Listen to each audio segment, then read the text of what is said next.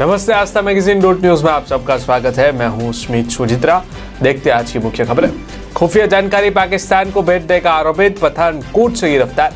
Punjab police ने भारतीय की खुफिया जानकारी पाकिस्तान भेजने के आरोप में पठानकोट से एक युवक को गिरफ्तार किया है। आरोपित सीमावर्ती गांव का ही रहने वाला है। वह अक्सर पाकिस्तान में बातचीत करता था। उसकी पहचान जगदीश सिंह और जग्गा निवासी गाँव फतोचक के रूप में हुई है। सीमावर्ती पुलिस थाना रोड जैमल सिंह में आरोपित के खिलाफ मामला दर्ज करके अगली कार्यवाही शुरू कर दी गई है। आरोपित से पूछताछ में पता चला है कि वह सीमावर्ती गांव का रहने वाला है। अक्सर वह अपने फोन से पाकिस्तान में बातचीत करता था। आरोपित के पाकिस्तान में कई लोगों के साथ संपर्क है। वह अपने साथियों के संग सोशल मीडिया के माध्यम से भारत के बारे में कई जानकारियां व तस्वीरें आदि भी पाकिस्तान भेजता था। पुलिस के अनुसार उसकी पिछले कई दिनों से निगरानी की जा रही थी। तंग हाल श्रीलंका के लिए फिर संकट मोचन बना भारत। इस बार दे दी यह बड़ी मदद। गंभीर आर्थिक संकट से गुजर रहे श्रीलंका के लिए भारत ने एक बार फिर मदद का हाथ बढ़ाया है। भारत की तरफ से श्रीलंका को ईंधन खरीदने के लिए $20 करोड़ की ऋण सुविधा दी गई। श्रीलंका के बिजली एवं ऊर्जा मंत्री कंचन विजयशेखर ने कहा कि भारत पहले ही $20 करोड़ की अतिरिक्त ऋण सुविधा दे चुका है। श्रीलंकाई मंत्री ने कहा इस लोन सुविधा का इस्तेमाल मई में ईंधन की 4 खेप के लिए किया जाएगा। इसके अलावा उन्होंने कहा भारत के साथ $50 करोड़ की एक और ऋण सुविधा के बारे में बातचीत चल रही है, लेकिन अभी तक कोई अंतिम फैसला नहीं हुआ है। 2024 मोदी वंस मोर। जर्मनी में मिला बीजेपी को लोकसभा चुनाव के लिए नया नारा। मंच पर जब बीजेपी पीएम मोदी होते हैं तो उस कार्यक्रम का नज़ारा देखने लायक होता है। सात समंदर पार भी पीएम मोदी के प्रशंसकों की कमी नहीं है। ऐसा ही एक नज़ारा सोमवार को जर्मनी के बर्लिन में देखने को मिला। यहाँ एक कार्यक्रम में पीएम मोदी भारतीय समुदाय के लोगों को संबोधित कर रहे थे और पूरा हॉल मोदी के नारों से गूंज उठ रहा था। इस कार्यक्रम में गूंज रहा नया स्लोगन बीजेपी के लिए अगले आम चुनाव में ट्रम्प कार्ड साबित हो सकता है। प्रधानमंत्री नरेंद्र मोदी ने जर्मनी के बर्लिन में पोट्सडामर प्लाट्स के थिएटर में भारतीय समुदाय के लोगों को संबोधित किया। कार्यक्रम के दौरान लोगों का उत्साह देखने लायक था। पूरा थिएटर मोदी के नारों से गूंज रहा था। गर्मी से राहत के लिए हो जाए तैयार। आंधी बारिश का अलर्ट। दिल्ली समेत 5 राज्यों में बदल जाएगा मौसम का मिजाज। पिछले कई हफ्तों से देश के विभिन्न हिस्सों खासकर उत्तर भारत में भीषण गर्मी पड़ी है। हालांकि अब मौसम विभाग ने राहत की जानकारी देते हुए बताया कि हीटवेव से लंबे समय तक झूलने वाले राज्यों में तापमान गिरने वाला है। इसके अलावा पंजाब, राजस्थान, दिल्ली समेत कुछ राज्यों में बारिश की संभावना जताई गई। तेज आंधी हवाओं के चलने से मौसम में बदलाव आएगा। मौसम विभाग का अनुमान है कि अगले 3 दिनों में अधिकतम तापमान में 2 से 4 डिग्री की कमी आएगी। मौसम विभाग के अनुसार दिल्ली, हरियाणा, चंडीगढ़, पंजाब जैसे राज्यों में 3 और 4 मई को तेज आंधी आने की और बारिश होने की संभावना है। उत्तर प्रदेश में भी कुछ इसी तरह का मौसम होगा। उधर राजस्थान में भी कई इलाकों में आंधी आने की संभावना है। भारत में मिला कोविड के XC वेरिएंट का पहला कंफर्म केस। भारत में कोरोना के ओमिक्रॉन सब वेरिएंट XC के पहले केस की पुष्टि हो गई है। दरअसल इससे पहले महाराष्ट्र और गुजरात से XC वेरिएंट के 2 अपुष्ट मामले सामने आए थे। यह पहली बार है जब भारतीय SARS-CoV-2 जीनोमिक्स सीक्वेंसिंग कंसोर्टियम द्वारा XC वेरिएंट की पुष्टि हो गई है। INSA COG भारत सरकार द्वारा स्थापित परीक्षण प्रयोगशालाओं का एक नेटवर्क है। विशेषज्ञों का कहना है कि अभी तक इस बात का कोई सबूत नहीं है कि XC सब वेरिएंट से होने वाला कोविड संक्रमण अन्य वेरिएंट की तुलना में अलग है। नया सब वेरिएंट ओमिक्रॉन के वर्तमान में प्रमुख BA.2 वेरिएंट की तुलना में केवल 10% अधिक ट्रांसमिसिबल पाया गया है। बता दें कि भारत में जनवरी में तीसरी कोविड लहर को ट्रिगर करने के लिए ओमिक्रॉन का BA.2 वेरिएंट जिम्मेदार था। जम्मू कश्मीर में बड़े हमले की फिराक में थे लश्कर के 3 आतंकी। सुरक्षा बलों ने मंसूबों को किया नाकाम। जम्मू कश्मीर में भारतीय सेना और जम्मू कश्मीर पुलिस को बड़ी कामयाबी मिली है। तीनों आतंकियों को सुरक्षा बलों ने सोपारा के हेगाम गांव से गिरफ्तार किया। ग्रेनेड हमलों की बना रहे थे योजना। इस मामले में जम्मू कश्मीर पुलिस ने बताया कि तीनों आतंकी जम्मू कश्मीर की कई जगहों पर गैर स्थानीय मजदूरों की हत्याओं और ग्रेनेड हमलों की योजना बना रहे थे, लेकिन आतंकी कोई वारदात को अंजाम देते उससे पहले ही भारतीय सेना और जम्मू कश्मीर पुलिस ने तीनों आतंकियों को दबोच लिया। जम्मू कश्मीर पुलिस ने यह भी बताया कि इन आतंकियों के पास 3 चीन निर्मित पिस्टल मिले हैं। इसके अलावा अन्य कई आपत्तिजनक सामग्री भी बरामद हुई है। तीनों किसी बड़ी आतंकी कार्रवाई की योजना बना रहे थे। पुलिस ने बताया कि आतंकी बाहरी मजदूरों समेत पंचायत से जुड़े जनप्रतिनिधियों पर हमले की योजना बना रहे थे। ऑनलाइन गेम खेलने पर देना होगा 28% टैक्स। सरकार तैयार कर रही प्लान। वित्त मंत्रियों की पैनल ने ऑनलाइन गेमिंग, कसिनो और हॉर्स रेसिंग पर जीएसटी दर को 28% तक बढ़ाने पर सहमति जताई है। हालांकि इस बात पर फैसला बाद में किया जाएगा कि कर सकल या शुद्ध मूल्यांकन पर लगाया जाए या नहीं। बंगाल के वित्त मंत्री चंद्रिमा भट्टाचार्य ने कहा कि मंत्रियों का समूह सेवाओं पर कर के सही मूल्यांकन का फैसला करेगा। बता दें कि वर्तमान में ऑनलाइन गेमिंग, कसिनो और हॉर्स रेसिंग की सेवाओं पर 18% जीएसटी लगता है। सरकार ने पिछले साल मई में ऑनलाइन गेमिंग, कसिनो और हॉर्स रेसिंग जैसी सेवाओं पर जीएसटी के सही मूल्यांकन के लिए राज्य मंत्रियों का एक पैनल गठित किया था। मेघालय के मुख्यमंत्री कोनराड संगमा की अध्यक्षता में मंत्री समूह ने सोमवार को बैठक की और इन तीनों सेवाओं पर लागू जीएसटी दर पर चर्चा की। उज्जैन के महाकाल के दर्शन करने से पहले तनुश्री दत्ता के साथ हादसा। बॉलीवुड इंडस्ट्रीज के एक बाद एक बुरी खबरें सामने आ रही है। बता दें कि हाल ही में मलाइका अरोड़ा का एक्सीडेंट हो गया था। दरअसल एक इवेंट में हिस्सा लेने जा रही मलाइका की कार दूसरी कार से टकरा गई थी, जिसकी वजह से उनके सिर पर चोट आई थी। बाद में उन्हें अस्पताल में भर्ती करा गया और उन्हें टाँके भी लगे थे।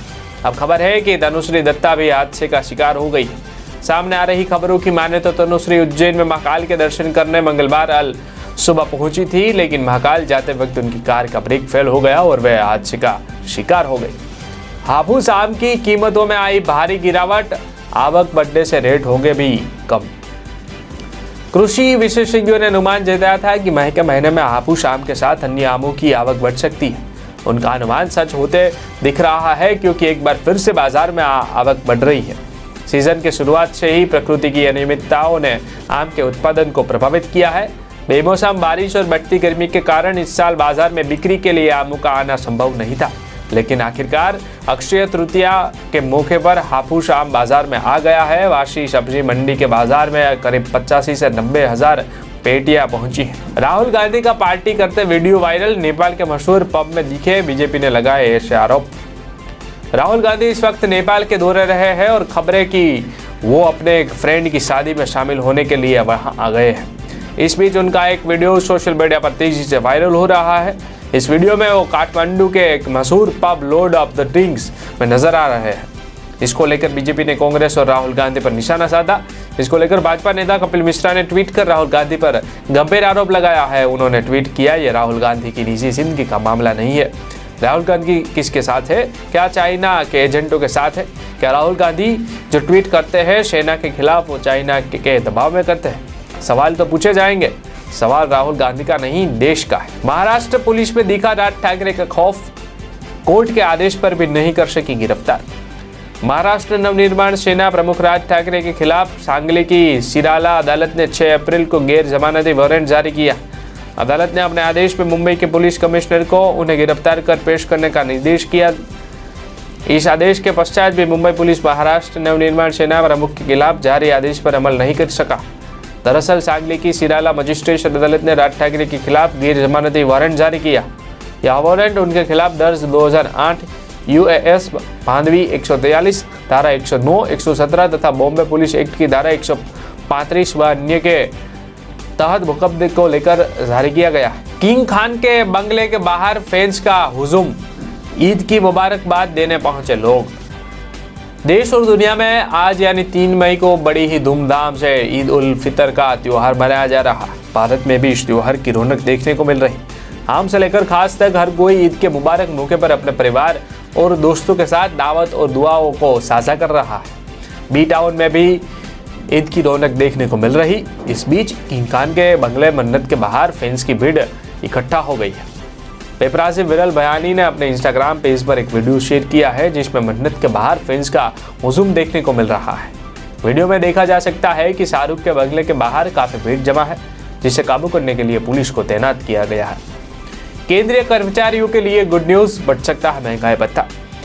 केंद्रीय कर्मचारियों के लिए गुड न्यूज है। 2 महीने लगातार आई कमी के बाद में बड़ा उछाल आया है, जिसके बाद फिर महंगाई भत्ते में बढ़ोतरी का रास्ता साफ होता दिख रहा है। मार्च 2022 के लिए इंडेक्स के नंबर में 1% का उछाल आया है। इससे अगला महंगाई भत्ता 3% बढ़ने की संभावना दिख रही है। हालांकि अभी अप्रैल, मई और जून के नंबर आने हैं। अगर इसमें आगे भी उछाल रहता है तो उम्मीद की जा सकती है कि डीए में 4% की हाइक देखने को मिले। 7वें पे कमीशन के तहत केंद्रीय कर्मचारियों को 2 बार महंगाई भत्ता दिया जाता है। पहला जनवरी और दूसरा जुलाई। जनवरी 2022 के लिए केंद्रीय कर्मचारियों को 3% डीए हाइक का तोहफा मिल चुका है। धरती पर 40 लाख साल पुराना जंगल मिला, डायनासोर की भी पहुंच से दूर। डायनासोर धरती का सबसे पुराना और विलुप्त हो चुका जीव माना जाता है। वहीं अब वैज्ञानिकों ने धरती से सबसे पुराने जंगल की खोज की। बताया जा रहा है कि यह जंगल करीब 40 लाख साल पुराना है। सबसे खास बात यह है कि इस जंगल के पत्ते इतने बड़े हैं कि डायनासोर भी इसके तक पहुंच नहीं पाता। यहाँ के इन पत्तियों को वह छू भी नहीं पाता। तो चलिए जानते हैं कि वैज्ञानिकों ने कहा इस जंगल की खोज की। उनका मानना क्या है कि वैज्ञानिकों ने बोर्नियो द्वीप पर पत्ते के जीवाश्म की खोज किया। वैज्ञानिकों को जो जीवाश्म मिला है वह 40 लाख साल पुराना है। वैज्ञानिकों ने इसका ये निष्कर्ष निकाला है कि करीब 40 लाख सालों से डिप्टेरोकार्पस ने वर्षा वनों को घेर रखा है। यह पेड़ 60 मीटर तक लंबे हो सकते हैं। करीब 40-50 मीटर की ऊंचाई तक इनमें कोई शाखा नहीं होती है। ये जीवाश्म द्वीप पर प्रमुख रूप से पाए जाने वाले वृक्ष डिप्टेरोकार्पस के हैं। बद्री और केदारनाथ के लिए ऑनलाइन टिकटों की एडवांस बुकिंग फुल। चारधाम यात्रा शुरू हो चुकी है। भक्तजन धाम पर पहले पहुंचने के ऑनलाइन टिकटों की एडवांस बुकिंग करा ली, लेकिन अब बुकिंग फुल हो चुकी है। इसके साथ चारधाम यात्रा में केदारनाथ हेली सेवा के लिए मारामारी चल रही है। उत्तराखंड नागरिक उड्डयन विकास प्राधिकरण ने हेली सेवा के संचालन के लिए सभी तैयारियां पूरी कर ली है। अब DGCA की अनुमति का इंतजार है। केदारनाथ धाम के लिए 3 स्थानों के हेली सेवा का संचालन किया जाता है, जबकि सहस्त्रधारा हेलीपैड से चार्टर्ड हेलीकॉप्टर से भी केदारनाथ व बद्रीनाथ धाम का जा सकते हैं। केदारनाथ धाम जाने वाले तीर्थ यात्रियों को रुद्रप्रयाग जिले के गुप्तकाशी, फाटा और शीर्षे से हेली सेवा की सुविधा मिलेगी। ट्रॉली लेकर एयरपोर्ट पर दौड़ती नजर आई आलिया भट्ट, साथ में दिखे करण जौहर। आलिया फिलहाल करण जौहर की फिल्म रोकी और रानी की शूटिंग में बिजी है। इस फिल्म में उनके अपोजिट रणवीर सिंह नजर आने वाले हैं। इस फिल्म में एक सीन की शूटिंग के लिए आलिया एयरपोर्ट पहुंची। इस सीन में एक्ट्रेस एयरपोर्ट पर दौड़ती हुई नजर आ रही है। इस दौरान करण जौहर भी वहीं मौजूद है। शूटिंग के इस सीन का वीडियो अब सोशल मीडिया पर खूब वायरल हो रहा है। आलिया की कुछ तस्वीरें भी सामने आई है, जिसमें वह हाथ से पॉइंट करके कुछ दिखाती है। एक्ट्रेस फुल ब्लैक आउटफिट में नजर आ रही है। उन्होंने full sleeve turtle neck sweater पहन रखा है, जिसके साथ ब्लैक बूट्स कैरी लिए है। आलिया के साथ वहां क्रू मेंबर्स भी दिख रहे हैं।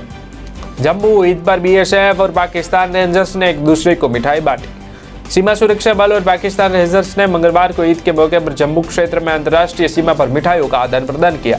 BSF के उप महानिरीक्षक SPS संधू ने कहा, BSF और पाकिस्तान रेंजर्स के जवानों ने आज ईद के मौके पर जम्मू फ्रंटियर के तहत अंतर्राष्ट्रीय सीमा पर स्थित विभिन्न चौकियों पर सौहार्दपूर्ण माहौल में मिठाइयों का आदान प्रदान किया। उन्होंने कहा कि सांबा, कठुआ, आरएसपुरा और अखनूर में सीमा चौकियां पर मिठाइयां बांटी गई। उप महानिरीक्षक ने कहा कि BSF ने रेंजर्स को मिठाई बांटी और बाद में रेंजर्स ने BSF को मिठाई भेंट की। संधू ने कहा, सीमा पर वर्चस्व कायम रखते हुए शांतिपूर्ण और सौहार्दपूर्ण माहौल बनाने में BSF हमेशा आगे रहा है। उन्होंने कहा कि इस तरह की सद्भावना दोनों बलों के बीच सीमा पर शांतिपूर्ण माहौल और सौहार्दपूर्ण संबंध बनाने में मदद करती है। बिजली संकट ने बढ़ाया सरकार पर बोझ। 1.9 करोड़ टन कोयले का आयात करेगा भारत।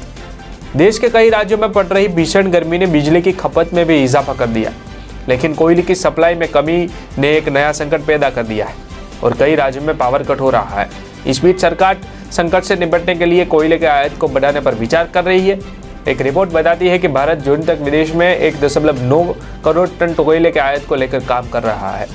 बढ़ते गर्मी के कारण बढ़ रहे बिजली खपत को देखते हुए भारत सरकार यह कदम उठा रही है। बता दें कि भारत दुनिया का दूसरा सबसे बड़ा कोयला आयात देश और बिजली के बढ़ते खपत को देखते हुए और कोयला मंगवा रहा है। देश दुनिया की सभी खबरें देखने के लिए देखते रहे आस्था मैगजीन .न्यूज़। धन्यवाद।